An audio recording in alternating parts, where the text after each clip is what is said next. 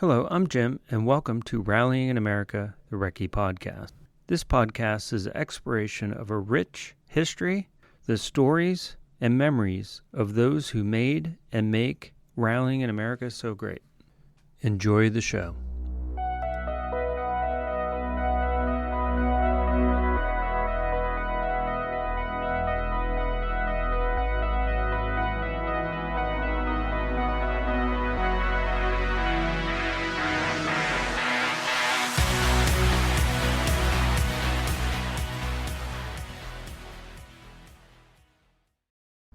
This week's guest on Rallying in America, the Recce Podcast, is Cory Grunwald, creator of the Rally Time card app.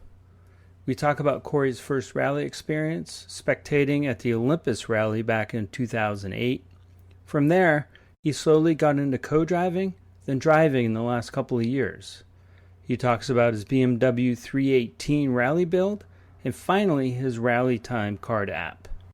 Cory, welcome to the podcast. If you could introduce yourself. My name's Cory Grunwald. I'm from Bonnie Lake, Washington. I'm the developer of the Rally Time Card Calculator app. I've been just started racing in the last year or so, but I've been kind of around rally for the last 15 or 20 years or so now. Oh, wow. Okay. So, going way back then, 15 years, how'd you get into rally? Yeah, so the first rally I attended was in 2008. It was the Olympus Rally that they held. That was actually over in eastern Washington, not held in the usual Shelton area. Oh, okay. And it was close by to where I went to school. So a friend of mine had found out about Olympus Rally. He worked at O'Reilly's, and a rally car came in to get some brake parts. Oh, cool. They found about there's rally in the area. So we found Olympus and went and spectated that year. And that was, we had like Ken Block, Travis Pastrana, Tanner Faust, Dave Mirror Racing, all those guys. And maybe fourth or fifth car coming through was Ken Block. This is on a corner that was going, like, the road was like right on the edge going down into a valley. Came through this left-hand corner, back passenger wheel off the edge, front driver's side wheel up in the air. Oh, wow. And he just powers through that corner and onto the rest of the road. And that was kind of like, both of us like looked at each other like, oh yeah, this is the coolest thing to see. That's and really cool. Yeah, just kind of been hooked on it since that. So how many rallies have you been? Have you primarily been a spectator at these rallies? So we spectated for a few years after that, volunteered for quite a few since then as well. I've been, I've raced in, or driven in 4 in the last 2 years. I co-drove for a few years before that, as we kind of got getting started in the sport. But yeah. Now, with your car, when you got into driving, is it your own car? Is it something you built, or? Yes. Yeah. Oh, excellent. Yeah. So I started co-driving in, I think it was like 2014, 2015 timeframe. Did a handful of events then, and then kind of life just got a bit in the way, and then bought a car. It was a $500 BMW 318 Ti with the goal of like, all right, let's build this into a stage car. Took me, I think it was about 7 years from when I bought it to when it was logbooked and ready. Okay, sounds like a typical project car, right? Yeah. Yep. Neat. So the 318, it's something my cousin bought back in the 90s. What year is it that you have? 95. A 95. So that's about the year my cousin bought his.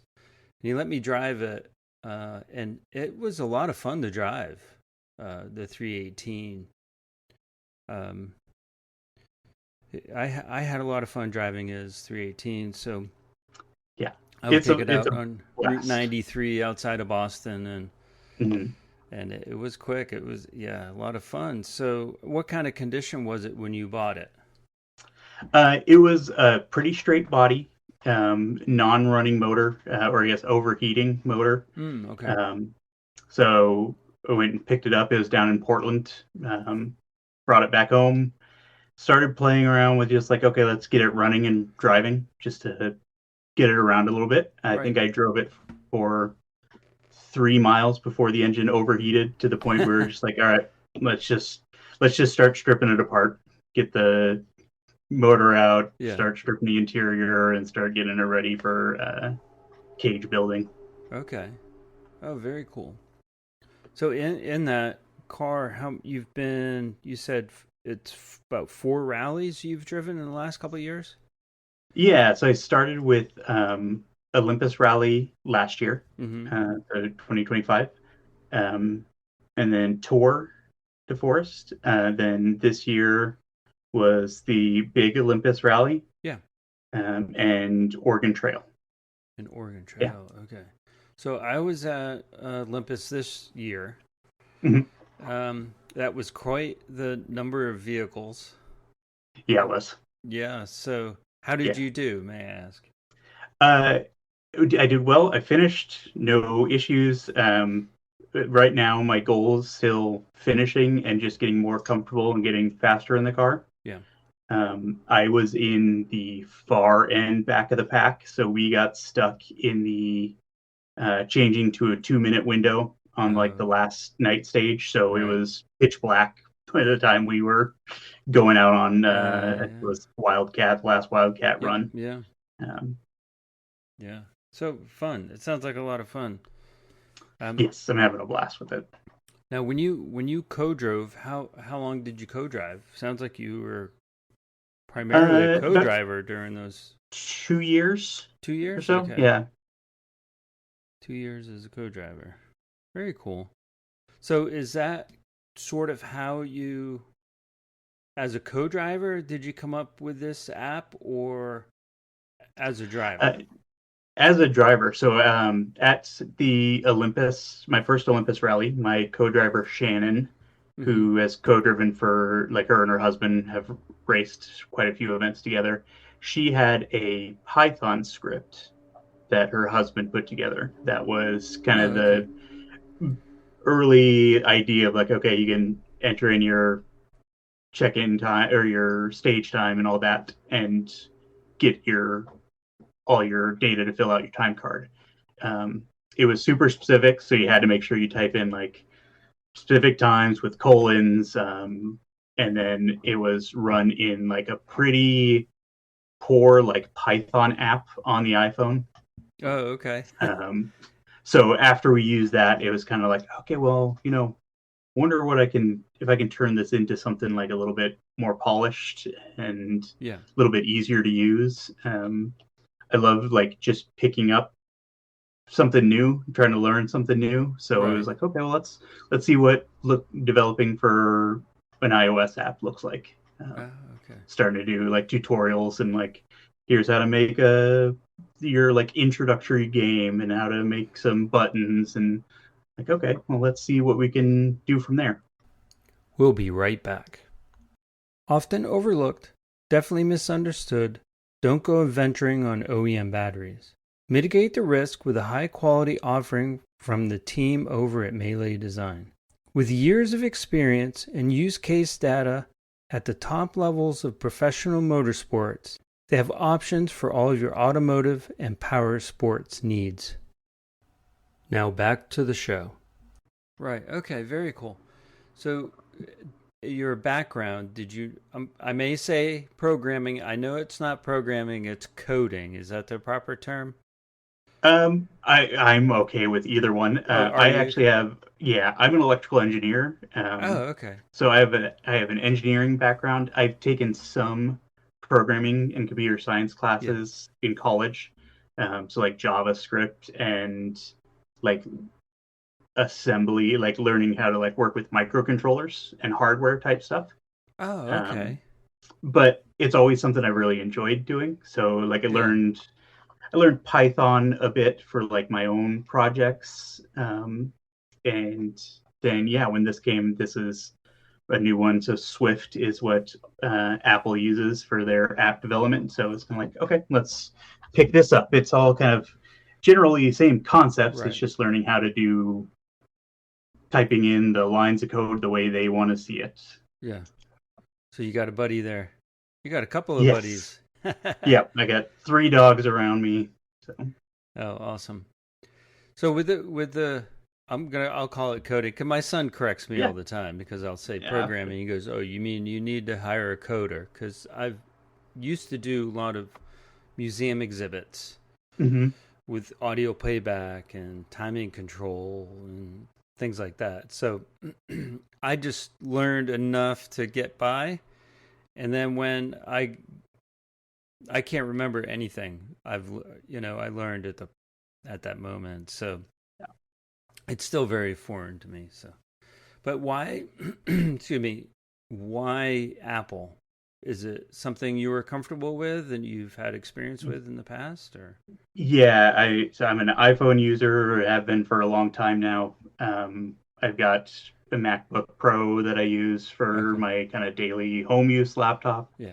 Um, and it just seemed like it was the one I was most comfortable with. And that's what is also, you know, my friend Shannon, my current co-driver Sam, my buddy EJ, like that races with me as well. Like we were all iPhone users. So it was like, Okay. well, if I'm building it, I'm going to build it for my friends Right. Yeah. and There you go. we can use it. If anybody else wants to use it from there, cool. I'll Yeah. post it and others can use it. Oh yeah. So when I was 13, my dad bought me a Apple 2GS Mm-hmm. to start learning graphics on. So I've been kind of a Mac person for a very long time. So Yeah. 40 some odd years, I guess. So why don't you tell us a little bit about the app and how it works? Yeah. So the goal was to be able to take your time card you're given when you finish your stage, Mm-hmm. take the data that the control workers just put in there, and take any of the math out of that process. So you need to put in your stage start time, Mm-hmm. your stage finish time that they provide you, Okay. your lateness value from the time Oh, card, and okay. your transit time from the time card, and then it spits out your your actual stage time, um, and then your check-in minute for your next time control. Oh, okay. So all the stuff the co-driver has to pull out the calculator for, or do in their head, or write down, we can just type in that data, hit calculate, and spits out your what you need to fill out the rest of your time card. Okay, very cool. Because I volunteered at SDPR last year, and I was doing the time cards, Mm-hmm. filling them out. We'd hear the times and everything, and I'd fill it out, and Yep. hand it to the co-driver. Um, and it's really neat because it's available for both the watch and the iPhone. Is that correct? Yes, and then I just recently released it for Google Play Store as well, Okay. like just a couple weeks ago. So it's available for all the basically all the devices that people are using. So does it Um, sync with your phone and your watch? Like, so if you uh, plug things in on your phone, does it sync up with your watch? Is that how that works? so the watch aspect is kind of just doing the same math that you would do Oh, okay. on the phone. That way, you just if your phone's put away in your co-driver bag, you can just pull it up on your watch, use your little watch dial to enter in the values from your time card, and it spits out the math for you straight from the watch screen. Oh, okay. Very cool. And from what I've been reading, you've tested it out. You've had a number of co-drivers test it for you. Are they Yes. all your friends who are also in Uh, rally yeah. So testing? I've had yeah. When I first did the iPhone version, it was just kind of the couple close friends that we all kind of race together. trying it out and playing around with it, giving feedback. When I released the iPhone version, um, when I went to Olympus, had like other people coming up like, "Hey, this works great," or "Hey, like we found this little thing and we would like it to work this way." So I was like, "Cool," getting feedback from everyone and kind of incorporating that has been really nice to just also meet other rally people and get to know other co-drivers and drivers. Yep. For the Google version, you have to have like 12 or 14 testers test your app before it can actually get released. So I reached out to just through Instagram for anybody else that uses Android devices, and got quite a few people spread out across the country, a couple Canadian co-drivers to play around with, and cool. It's been really cool. Cool. Yeah, because I saw your post on North American Rally, the for sale North American Rally. Yes. Yeah. Yeah. And so I thought, oh, that's pretty cool. I don't drive. I'm not a co-driver, but I looked at it and I thought, oh, that's pretty good. That must be a pretty good method of doing it. And then I would imagine if you still can write things down just in case, something were to happen and you have a cross-reference or double check things. Yeah, and I've talked to some other co-drivers stuff that are just using it as a secondary check. They already do their math kind of their standard way that they're used to doing in the car, and then they open up the app, fill in that stuff, and then it just gives them a secondary like, yep, this was correct. Oh, very cool. So I wonder how time cards will progress, technology-wise. Or do you think we'll always have that sheet of paper that we've got to hand to the co-driver? Or do you think I don't know. The sheet of paper has been working for really well for a long time now. Probably 50 years. Yeah. Right. Yeah. And we've ran into... So now with the Rally Safe on bigger events, when you finish a stage, you can push a button and it gives you your stage time, like how many minutes you were actually out on stage that you can use to fill in your time card. We ran into an issue at Olympus because we were late at night running that last stage. We started the stage before midnight, ended after midnight. So when it goes to do that on stage math, it rolls over and thinks it was a 24-hour stage. So like it gave us our stage time of like 23 hours, 50 something minutes or whatever. Which was like, this is something a tester had brought up on my app, like, hey, when you do this, you roll over into a weird value. So it's like, let me make sure I do some error correction and double checking to make sure that like you're getting correct time. So we were able to look at like pull up the app and see like, this was our actual stage time compared to what the Rally Safe was presenting. So when I look at Sneak Attack and you look at the times, they're the ARA and so on are making those corrections. I think for that Rally Safe then. I messaged. I shot an email to Rally Safe afterwards, just saying like, "Hey, we ran into this." Yeah. And they said it was just a on-device bug. What actually gets reported to the main computer system is a correct time value. Oh, okay. But it's just on-device was calculating incorrectly. Oh, okay. That's interesting. So you can't really. I guess you need some redundancy and something that kind of corrects that, because I would imagine as a co-driver that could throw you off. Depends on how intense you are, and get a little, if you're used to just frustrated. Yeah, if you're used to just pulling up the Rally Safe value and then going like, cool, there's my stage time. Having it come out a little weird is might throw you off. And this is an odd case, right? Like there's not many rally events that are having stages start at 11:30 at night, but it's something to catch and something to realize might happen. Yeah, one thing it's funny when I'm not an expert in time cards or anything, but if any co-drivers are listening out there, um, please don't take your time card and fold it 16 times and hand Hmm. time control this little wad of paper that you got to unfold, and there are creases where you got to write and things like that. Yeah. Be neat and tidy, that helps. That helps the timing control. Yes. Yeah. Especially when it's already hard to like their time controls trying to get the information, write it down, Yeah. and make sure it's correct all within the minute that you're trying to pull up because the driver and co-driver are trying to get in and out too, and Right, and we the want you to easier get both to the sides can make it. yeah, and we want you to get to the next stage on time and not be late, Hmm. especially if there's a tight, transit time or what have you. So yeah, that's pretty Yep. interesting. So you said you do have it, other than um, the iOS.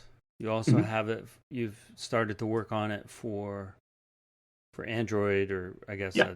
yeah, for Yeah. So Android. it is released for Android. That was always like when I first released it for iOS. I think the first question I saw from people online was, "When do I get it for Android?" Yeah. And that wasn't my initial thought because I'm doing it for what I use and what my friends use. Um, so that was gonna once I got the iOS version into a spot that I was happy with and like fixed any little bugs, Yeah. any little updates that people had been looking for. Um, that was kind of the next step, and that's picking up another programming language and another environment, and like, okay, let's figure out how to do these interfaces in this version. Luckily, the back end math Yeah. of like doing the time card is just going to stay the same. Okay. It's just how to do the user interface portion of it. Yeah, and just from what I'm looking at in my app store here, the user interface looks really nice and clean and easy to read. Um, Yeah, that's nice. the iOS version, like Apple has a lot of built-in UI functionality that's super easy Okay. to just say like, give me a text box, give me a button with rounded corners. Um, so they do a good job of like presenting that for a beginning developer to just be able to like put something out. So You that's know, their app yeah. developer tools, right? That they've had for Yes, yeah, that's since the dawn of man. It seems like.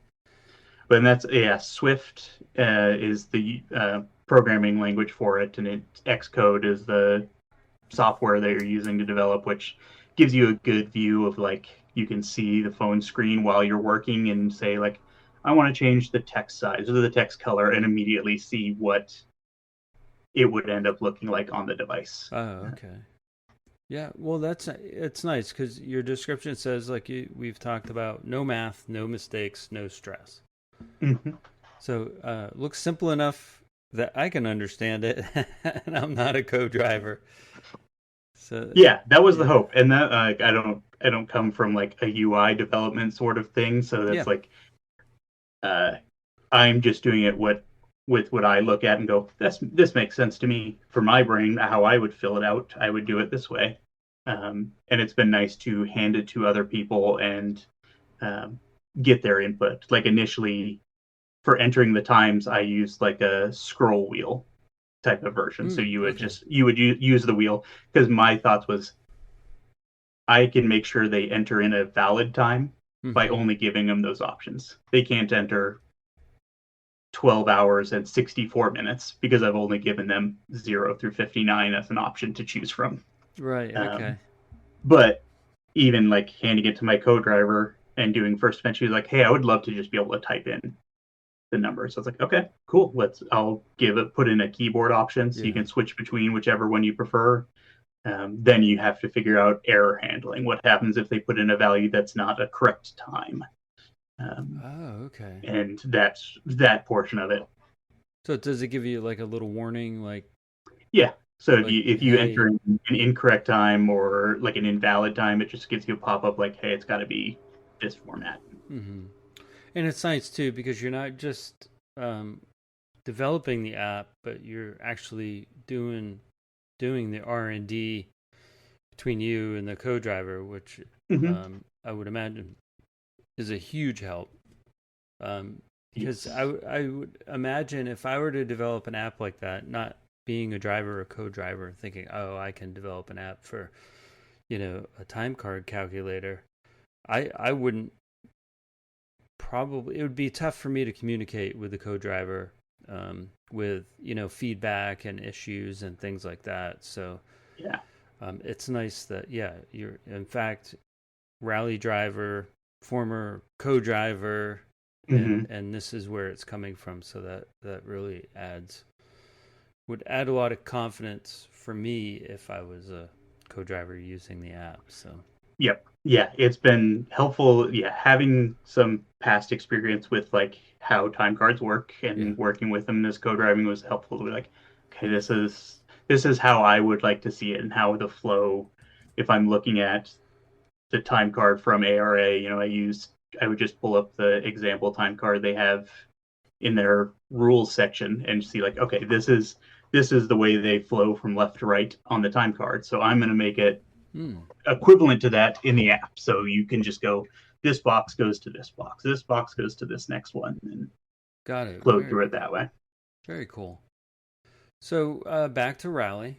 What are your future plans? Do you have any rallies scheduled that you're going to drive this year? So right now it's summer for the Pacific Northwest, so this is kind of our downtime up here. Yeah. We've got a lot of forest fire concerns, so a lot of the events are fall and then kind of springtime. Tour de Forest in, I think, September this year. Maybe Mike Nagel Rally Sprint. I believe that's November timeframe, October, November sometime. But yeah, those two are kind of the rest of the year for me after I had already done Olympus and Oregon Trail. Right. So any future plans for your 318? Any changes or modifications that you can work on over the summer? Or yeah, so right now it is, I got a short laundry list of things to work on. Suspension is kind of the big one for me. I'm running factory-ish suspension, so Bilstein, like heavy duty. So trying to find some like stiffer springs to run right now, like getting into a corner, there's so much body roll, and I'm rubbing tires and banging up the inline in the inside of the fender, so trying to stiffen that up a little bit. Okay. But outside of that, the car has been so solid for the events I've ran. Like really no issue. Service has been checking tire pressures and cleaning windshields. Awesome. So it sounds like it's a pretty reliable engine then. Yeah, so I have swapped to the inline 6 from the other E36s. So it's an M52 instead of the 4-cylinder that originally comes in it. There's something to be said about those inline 6 engines. I don't know. They just, like the Jeep XJ, had inline 6, and that engine was just perfect. I mean, everything, I've said this before, everything rusted around it, but the engine was, I never had any engine problems. So, there's something about that inline. It's super smooth. It's got great torque to kind of pull you around where you need to. Horsepower wise, it doesn't compete against like the BRZs and the Fiestas in the limited 2 class that I'm running, but it's still a blast to drive. And at this point, I'm not really trying to compete in a class. I'm just trying to finish events and get more comfortable with the car and get faster. Excellent. Yeah, I got to try and convince my cousin to take his 318 and turn it into a rally car, but he's babied it since he's had it, so I don't know. Yeah, it's hard if you've had it for a long time. It's hard to put it in a spot where you're going to beat up on it. That was the benefit of like, well, I bought this for $500. Like, can't be worse off than it's already been. So. Oh, really? You paid $500 for it? Yeah. Oh, wow. That's pretty good. But you said the body, everything was in good shape. It was just the overheating issue. Yeah, it was fully straight car. It had been in like some small wrecks that had been fixed Okay, so some okay repairs. in the past. Okay. But yeah, it was a perfect candidate to throw a cage in and drive it through the woods. Did you do any changes to like the transmission or rear end or anything like that, or is it just the engine? So I did engine swap. It's still the factory 5-speed. I put Okay. in 411 rear end, so a little bit lower gearing, so Okay. bit better acceleration, less top speed, but that's been great for kind of the twisty roads. Okay. Um, I'm just taking yeah, notes for my and cousin, trying to yeah, get him to absolutely. do something with it. Yeah, we started with the goal of like me and my friend EJ, who we kind of got into rally at the same time. We went and spectated Olympus together for the first time. We were like, well, let's see if we can build the cage. Let's start doing that. And I think we got the like A pillar bars, like the main hoop and the A pillar bars in, and then I Mm-hmm. started doing the windshields or the above the windscreen bar. And I think I did that 3 times before I was like, I'm gonna just take this to somebody. Uh, well, there's a good Yeah. learning curve there. I Oh had yeah, somebody it's recently it's ask tough. if I could ask more about, some of those learning curves and things that drivers or co-drivers, but in particular those learning curves with building. So, Yeah, yeah. I think we for doing it for our first time, bending bars and fitting it, like the main hoop, I think was like, oh, we got a pretty good fit. I was mm-hmm. pretty happy with it. Yeah. But once I took the car to Dave Clark in Kent, who's built quite a few of these E36 gauges, and when I got it back, like it is as close to the body of the car as I think you could get it. Oh wow. Okay. The stitch welding to the body is just a weld between the bar and the A pillar. There's no gusset plates needed to fill any gap or anything, so it is about as well fit as it could be. And I Mm. look at that versus like what I could have done, and like, you know what? I'm happy I spent the time and the money to just Yeah. have somebody build it. And there's that peace of mind too. Absolutely, I know for yes. me, I'd worry about my welding. I mean, I can weld it; it'll hold together, but Mm-hmm. I would Yeah, not attempt anything like that for sure. yeah. And That's think that I I was felt the going to same way. learn how to weld by welding a roll cage. That would be the first thing I would tell myself. Yeah. Nope, not going to do it. So yeah, well, that's pretty good. So if someone wants to download the Rally Time Card Calculator, Mm-hmm. where can they find it? And So it's a Rally Time Card Calculator on the iOS store and the Google Play Store. mm-hmm. And then you can find Rally Time Card Calculator on Instagram is kind of where I post like any updates or if I'm looking for testers or anything like that. I've got I'm working on kind of a version 2 for the iOS version to add in some additional features that people have been kind of questioning or asking about. Mm-hmm. One of them be like having an adjustable clock, so you can have a clock set to the rally time if it's slightly off. Oh, okay. And then that will also tie to your Apple Watch as one of their like on-screen widgets.